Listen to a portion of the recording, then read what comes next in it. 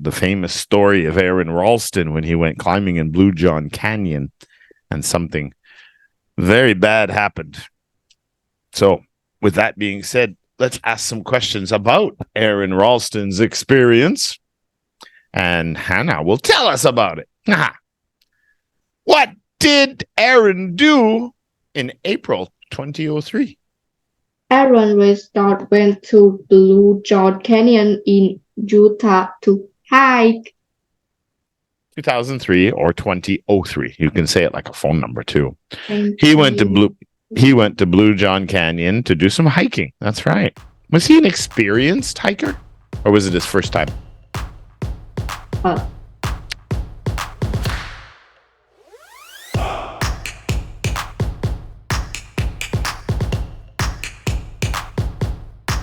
Hello, little Hannah. Hello, teacher. Who the teacher? You. My name is not teacher. No, my name is not teacher. My name is Handsome Trevor. No, hello, teacher. Unbelievable. No respect. No respect. All right, I'm not going to call you Hannah. I'm going to call you Kangaroo. No. Yeah, you Kangaroo now. No, never. I'm never the teacher. I'm just Trevor, the online guy. So how are you today? I'm really good. You're really good. Oh, you got rid of Brian. Where is Brian? I don't know. You don't know where Brian is? So why are you having a really good day? Do you know why? Or are you just having a really good day? I don't know why. You don't know why, huh? All right. Well, that's good, because it's good to have a good day when you're having a test. But these are fun tests. We just do a little reading and ask some questions, fool around, have some fun. Yeah. So you have your test papers? Of course. All right. So you already know what our topics are, because we had topics on part-time jobs that teenagers do. So I'm going to talk to you about what you think about that. And gap year. You remember gap year?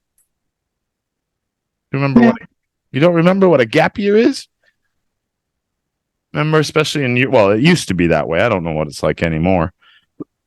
But it used to be very common for students in Europe, especially, sometimes in Canada and America, to take a year off after high school before going to university to go get some kind of life experience. I thought you had your test papers. You're supposed to have already reviewed the questions that I'm going to ask you, so you know what you're going to answer. And now you tell me you don't even know what a gap year is? I see. Did you practice your reading? Did you? No. Let's go.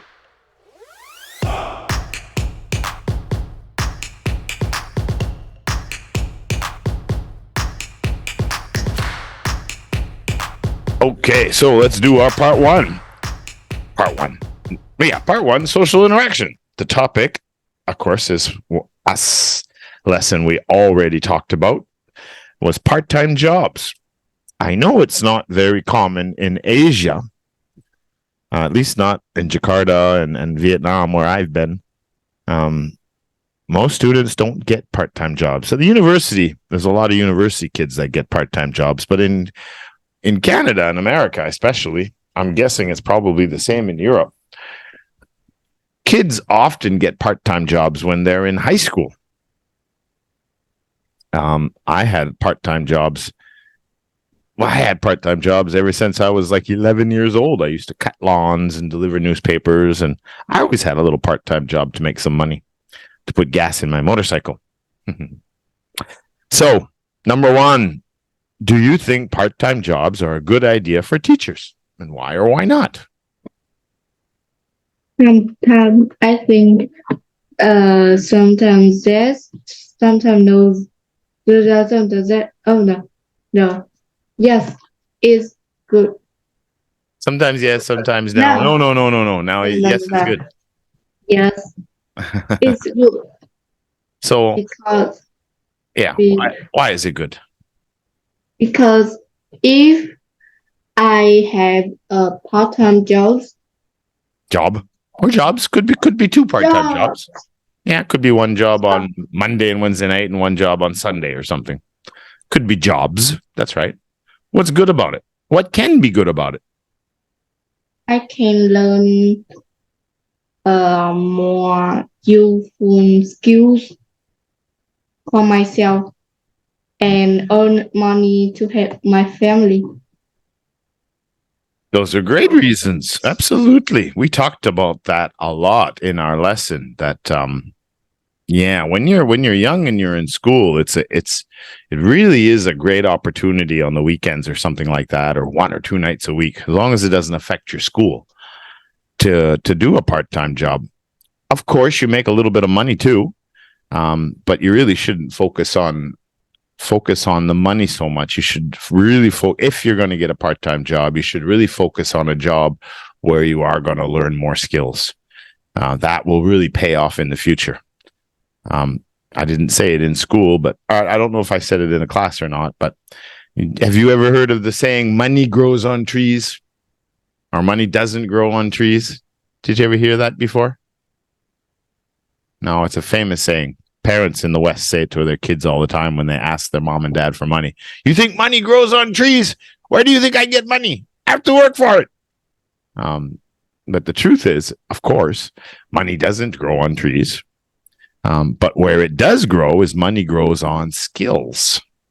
So the more skills you have, the more value you're going to have and the more money you're going to make, because people are going to want to hire you. So life is the more skills you have, the more valuable you are. That's a fact. That's why learning English is a really good skill for a Vietnamese student that can speak fluent English once they finish school. Woo, that opens a lot of doors. I suggest when you get to high school and you do think about a part-time job, you should try to not volunteer, but you should try to get a job as a teacher assistant at a language center near your home. That's a really good way to improve your English, get some computer skills, make friends, and get paid to learn English. It's excellent part-time. That's what the university girls do all the time. They come and work here just to get paid and learn English. Number 2, what kind of job would you like to do?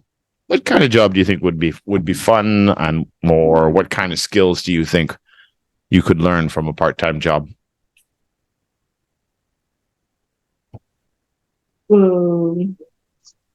Work in cafe.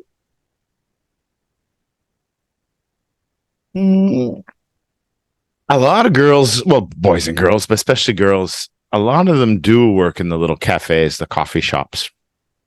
I'm just going to make a quick comment on this. The good thing for sure is it's going to help you deal with money and customers and there's good in it. But it's not a job I don't think you'd want to do for too long, because unless it's a cafe where there's a lot of Westerners that go to, like at a hotel or something, you're not going to learn a lot, right? You got to learn how to clean tables. Do you know how to clean a table? No? You don't know how to clean a table? Yeah. Do you know how to do dishes? No. You don't know how to clean a glass? No. No. Do you know how to sweep? Yes. Do you know how to pick up a chair? No. Yes. So what new skills would you learn working in a cafe full of Vietnamese?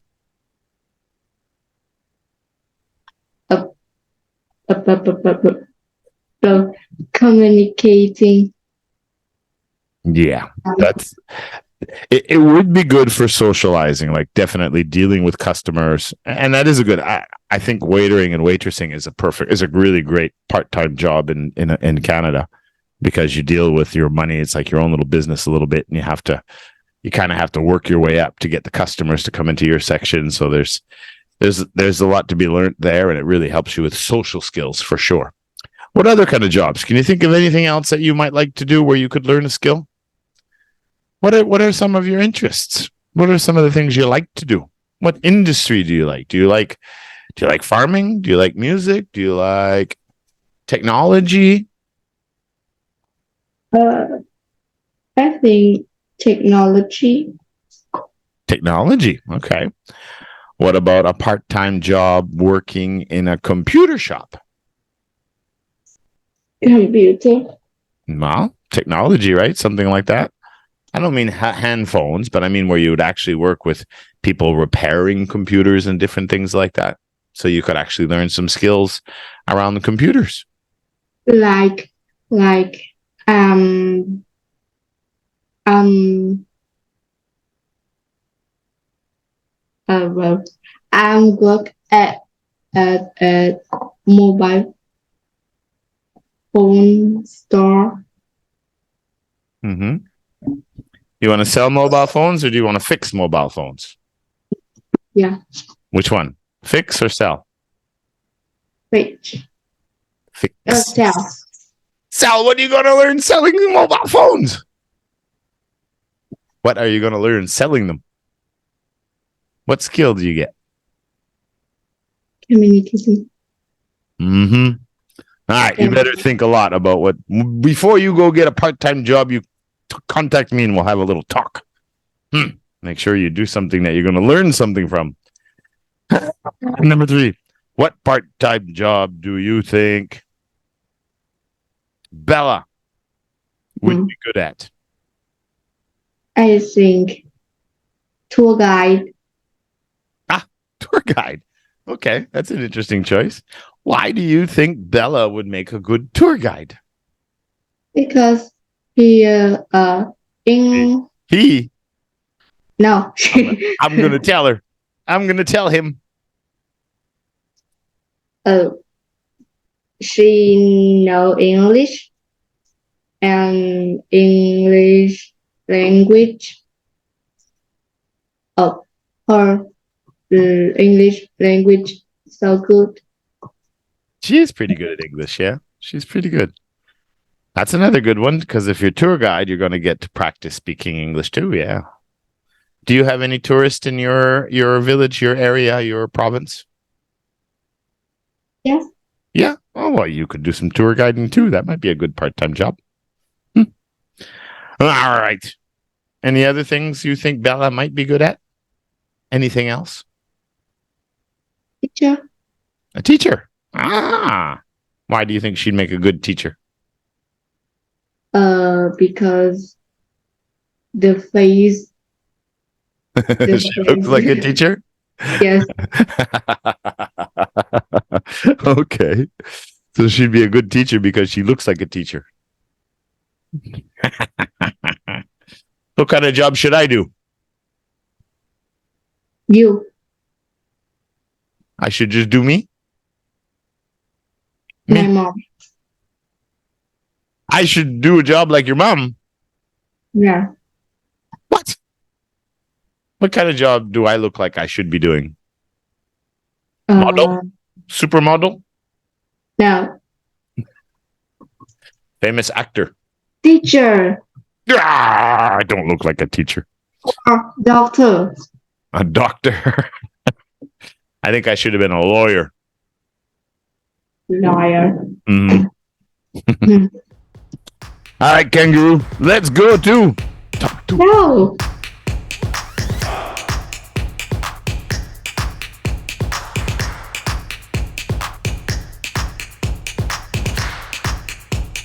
Topic 2, we're going to talk about gap year. And I know you're ready for this because you prepared, right?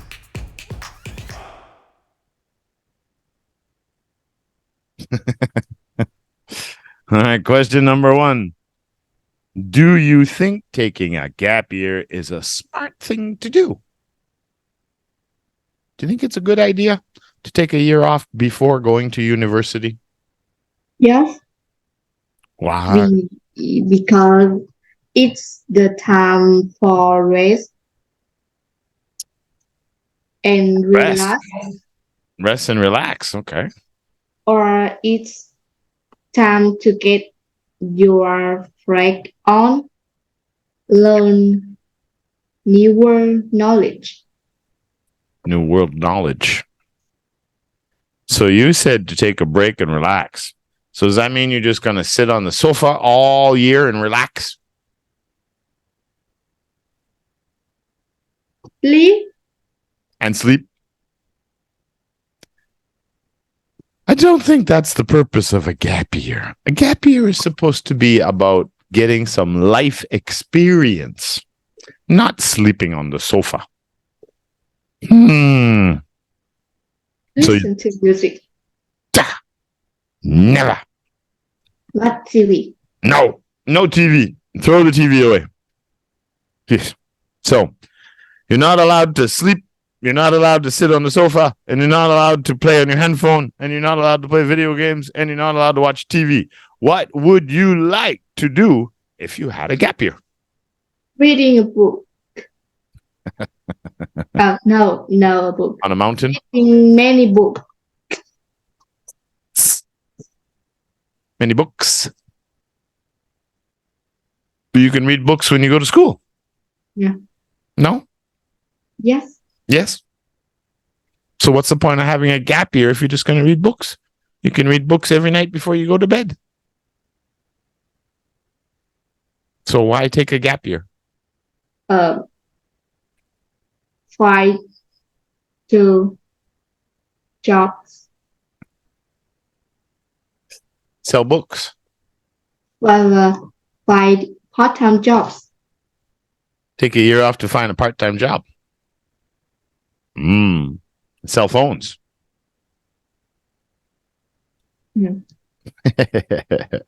Maybe sell some books. I'm going to start recommending books for you kids. Which books I think will be good for you guys to learn. I'm actually going to start making some short videos on that. We can travel. That's usually that is one of the things that a lot of people do that take a gap year. They'll work part-time through their high school, save up all their money so that they can go do some traveling and get some life experience that way. Yeah. Okay. Number 3. Now, this has nothing to do with a gap year, but I know all of you guys are on your summer holidays right now. And every time I ask you guys what you guys are doing, and everybody's like, stay home, watch TV.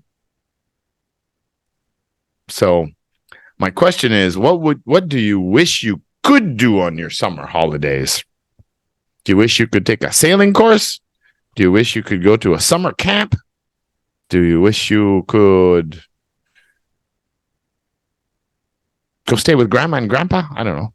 Is there anything that you wish you could do if money wasn't a problem during your summer holidays? I wish I can. Could, because you cannot. I could to travel with my best friend because my mom don't allow me to do that. Yeah, but that's because you're still so young. Do you think it's safe for an 11 and 12-year-old girl to go traveling around with her best friend? Oh, I wish. It's just a wish. Okay. So then you wish there were some organizations that brought groups of students with a teacher or something to do some traveling around and get some experience. Something like that. Yeah.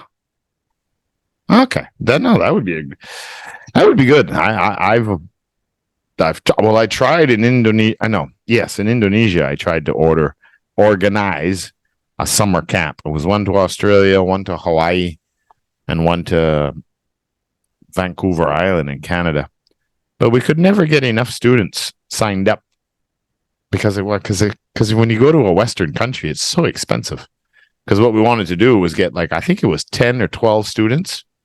If we had 10 or 12 students, and it could be for 10 days or something like that, we would fly there. I would go with them, of course, and we would rent a house somewhere. Well, in Hawaii, it was just outside of Honolulu, the capital city.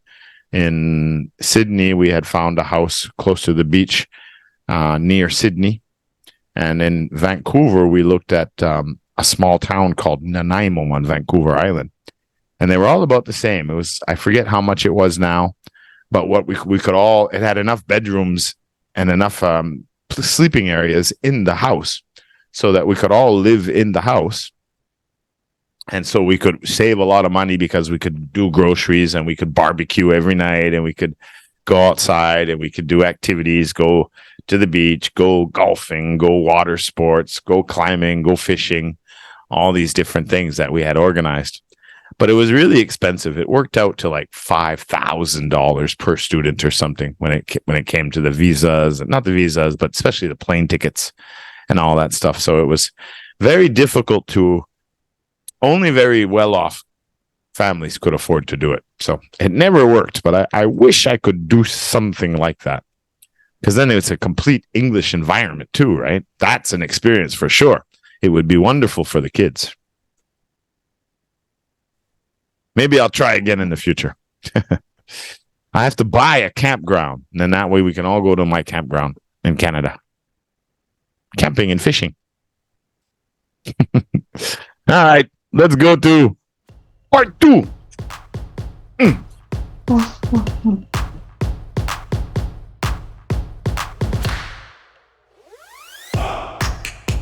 Yes. 100 times more painful than anything he experienced before. What do you think? Do you think that would hurt? Cutting his arm off? Can you imagine sitting in a canyon and then taking a pocket knife and having to cut your arm off? So crazy. Ooh, baby. That would be a tough day. An hour to cut his arm off, too. Oh, my God. Ah, all right. So that was pretty good. Pretty good little reading with Aaron Ralston. So that the people watching the video know what we were reading about. We were reading about the famous story of Aaron Ralston when he went climbing in Blue John Canyon and something very bad happened. So with that being said, let's ask some questions about Aaron Ralston's experience. And Hannah will tell us about it. What did Aaron do in April 2003? Aaron went to Blue John Canyon in Utah to hike. 2003 or 2003. You can say it like a phone number too. He went to Blue John Canyon to do some hiking. That's right. Was he an experienced hiker or was it his first time?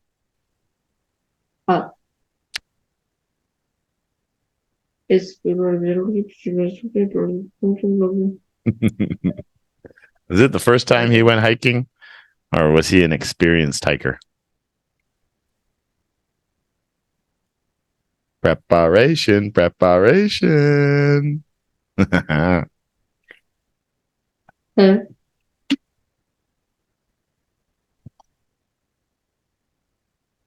Well, he went alone, right? Yeah. Yeah. So do you think he did it before or it was his first time? It does say right there in the first paragraph. But what do you think?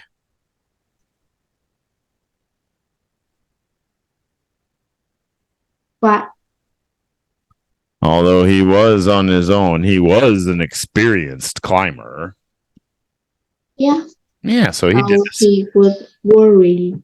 So he wasn't worried. Yeah, he used to go climbing by himself often, I guess. When I lived in the Rocky Mountains, I did a lot of climbing, and probably more than half of the climbing I did alone too, because I was doing it so often that I just didn't feel that I had to wait or find someone, because nobody wants to go climbing mountains and canyons. They want to stay home and watch YouTube. But I like to climb mountains, and I like to climb some of them by myself, which was probably not smart because something bad could have happened to me too. But I was very lucky. Nothing bad ever happened to me.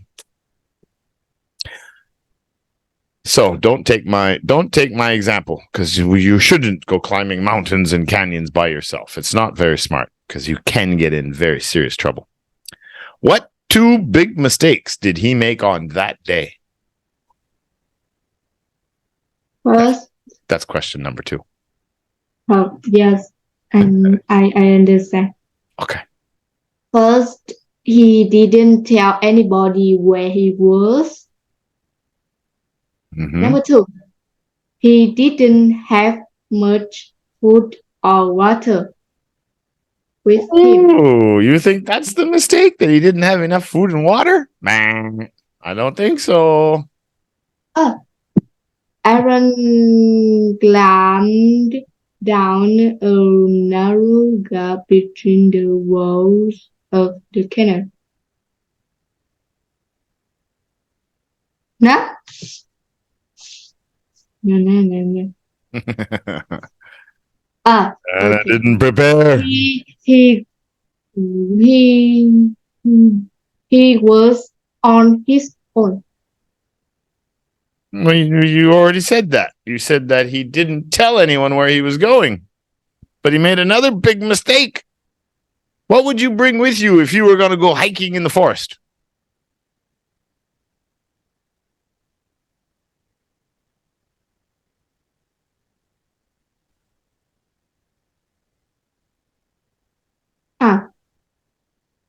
He couldn't run away. He didn't bring his hand phone, right? It says he made 2 big mistakes. He didn't have a hand phone, and he didn't tell anyone where he was going. So he had to sit there for 5 days because nobody knew where he was and they couldn't find him. Would you go hiking in the forest or in a climb a mountain and not bring your hand phone? I think you would bring your hand phone. In case something bad happened, you could call for help. No. No? You just cut your arm off. Yeah. Yeah, they say it was a mistake too, but I wonder 20 years ago now, I wonder how good the cellular connection would have been out in the canyons like that. Because I know when I was working with some oil companies doing seismic surveying, our phones didn't work out in the mountains. There was no reception. You couldn't get a reception to call anybody anyway. So I wonder, and this is back around when I was already in Asia by then. So I was doing this in the 1990s. I was climbing in the mountains, doing seismic survey, making maps for oil companies. And we didn't have good connection in the forest. But who knows? Who knows? That's in the US too. They're quite advanced technologically. Number 3. As you were saying, he climbed down into a canyon. So what happened to Aaron when he was climbing down the canyon? Did he stop and order pizza? No. No. Oh, I would have. He saw a kangaroo. No. No kangaroos. Sheesh. Boring. A snake bit him. You got bit by a snake? No. No? A large rock fell on his right arm. A large rock fell on his right arm. Yeah. It didn't actually fall. Remember the pictures that we showed you guys? It's not that it fell on his arm, but it fell between, because the canyon was narrow like this. And he was climbing down and the rock fell, but it pinned his arm against the wall. Right? So the rock was like wedged between. It's like the rock was falling in between. That's why it was so hard to move it, because it was jammed right into the rock, and his arm was stuck between the rock and the wall. So that's why he couldn't get out. It was 360 kilograms or something like that. That's pretty heavy. Not a good situation. I can't believe he didn't bring his phone, because I would have ordered some pizza.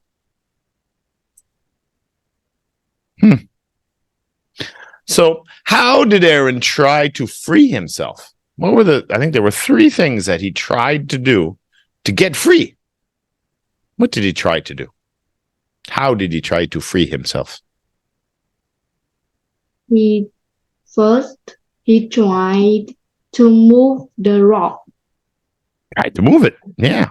And it didn't move. And he tried to break the rock with his knife. Tried to chip away with a knife, trying to break the sides off. That's right. That didn't work. Surprised he didn't break his knife. Then what did he try? He had a rope and he tried to pull the rock away.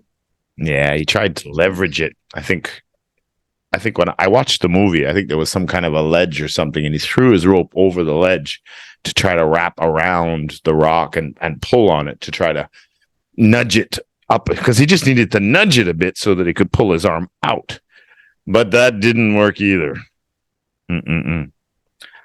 Not good. Not good. 5 days he was there. Holy mac. I thought it was 3 days, but no, the movie's called 126 hours or something like that. Franco, the actor, played it. It was a really good movie. They really did a good, and he said, Aaron Ralston said that the reenactment of what happened was very accurate to what happened to him. Number 5, you should watch the movie. Very good.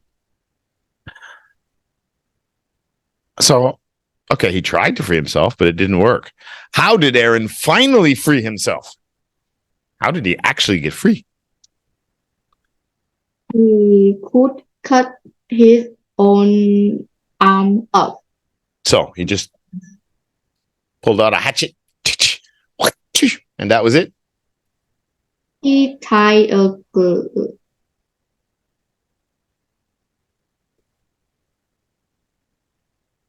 what? He tied a cloth around his arm and started cutting with his knife. Yeah, he tied a cloth around his arm and he started cutting his arm off with a knife. Wow. Why did he tie a cloth around his arm? Didn't want to get messy? Why? Because he doesn't say why. I'm just wondering if you know why he would wrap a cloth around his arm before cutting it. Do you know why he did that?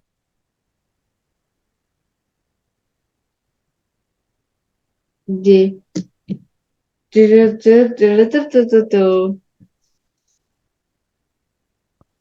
have to learn this in first aid. Sometimes people fall and they, especially if it's like if you're out in the country somewhere, and sometimes it's called a compound fracture, I believe. Sometimes people fall down and like break a leg, but the bone will come through the skin. Stop bleeding. Exactly. And you could bleed out. You could have a lot of blood loss. So if you tie something really tight, you twist it. It's called a tourniquet, I believe. And you twist it, and you make it really, really, really super tight. It'll stop the heart from pumping the blood out of your body. So you have a better chance to survive. Yeah, happens a lot to soldiers and things like that. All right, so that's how he finally saved him. That's how he finally freed himself. So here he is. He did it. He managed to cut his arm off. Took him an hour to do it. He's bleeding, but he's stopped the major bleeding, so he has a chance to survive. How was Aaron rescued? What happened to him after he cut his arm off?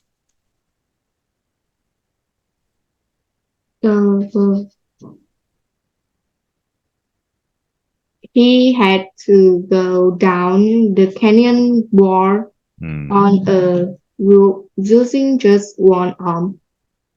And he had to walk through the canyon in the hot sun. Finally, and he walked to the car?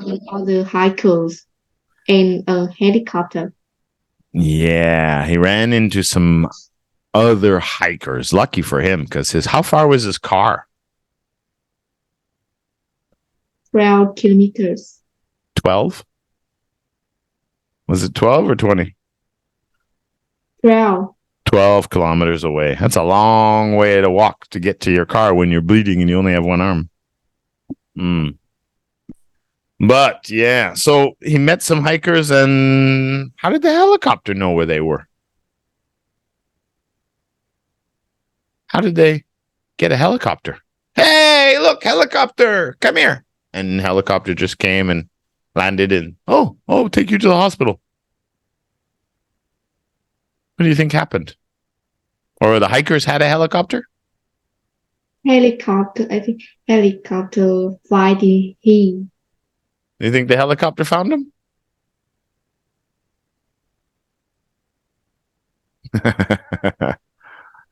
Right, because he hiked up into the canyons, and then he went in and he hiked down a canyon. I found it on Google Image where it was, and that's what it was. It was like, there was a big area shelf like this, and he climbed up onto this plateau, and then in the middle of that plateau there was another canyon in there, and he climbed down that canyon and got trapped. And then once he freed himself, he climbed out of that canyon and then back down this canyon again with only one arm. So not easy, difficult. And then he's walking down the valley, and then he sees some other hikers. Help me, help me. And he's only got one arm, so of course they help him. How did the hikers help him? How did they get a helicopter? Helicopter seen him. You think so? You think that's what happened? You think the helicopter just happened to be flying by? Oh, look, there's someone down there with only one arm. Oh, let's go see what's going on. He met some other hikers. Mobile phone? The hikers that he found probably had a mobile phone, and they called for a rescue to come and save him. You're having a hard time with hand phones today. Do you have a hand phone? No. You don't have a hand phone. Oh, that's why. Okay. That explains everything. All right. So, lesson of the story today is what? What did you learn from this story? Many new words. Oh, yeah. Well, that's part of the program, is to build up your vocabulary and practice them, for sure. But what life lesson did you learn with this lesson? Cut my hand. So the life lesson you learned from this story is that you can cut your arm off? No. No! So that you don't have to cut your arm off. What did you learn? I learned.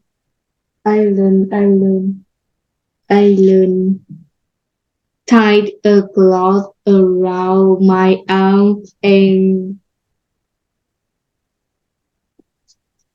and cut. Okay, there was a lesson about first aid care there. Okay, that's true. If you're going to cut something off, make sure you tie it first to stop the blood. That's one thing. But the most important two big mistakes. Never do. What were they? I should tell anybody. Just anybody? Hey, Fred, I'm going up the mountain. My family. Yeah, tell friends or a family member where you're gonna go. If you're going somewhere in the middle of nowhere, don't do that alone. And have mobile phone. Yeah, so two really good safety tips. Anytime you're gonna go hiking in the forest and canyons, climb a mountain, go boating, whatever it is, if you're gonna go alone, away from people, make sure you tell someone where you're going in case. Should go. Should go. Two people. Well, yeah, but even if you go with two people, if you go with your best friend and you go hiking somewhere, you should still tell someone where you're gonna go, for sure, and when you're gonna come back, so that if you don't come back, it's like, oh, okay, well, maybe we should pay attention to the time right? Always tell someone where you're going to go if you're going somewhere far, even if you're with a friend. So that's important. And when you do go away from your home, you go to a big city, you go touring around, wherever you are, always bring your hand phone with you, because then you can always call for help. That's the biggest lesson here. And that way, if you do that, you may not have to cut your arm off. So you don't have to worry about the tourniquet. Better option. Good job. SOS. SOS. Yeah. He couldn't even start a fire, get some smoke going or something. All right. So it's not too bad. Not too bad. All right, Hanorama. We'll see you in interest 10. Yeah, we're going to go to interest 10 now. Woohoo. And that's going to be about, what was that one? Oh, it's downstairs already. This was all about experiences, but this one, I forget. Adventures. There's going to be some camping and all kinds of stuff in there with a lot of adventures. Yeah. So that's going to start next Monday night. Will be interest 10 lesson 1. See you next week. Or in reading. You should go to reading too. Boy. Boy. SOS.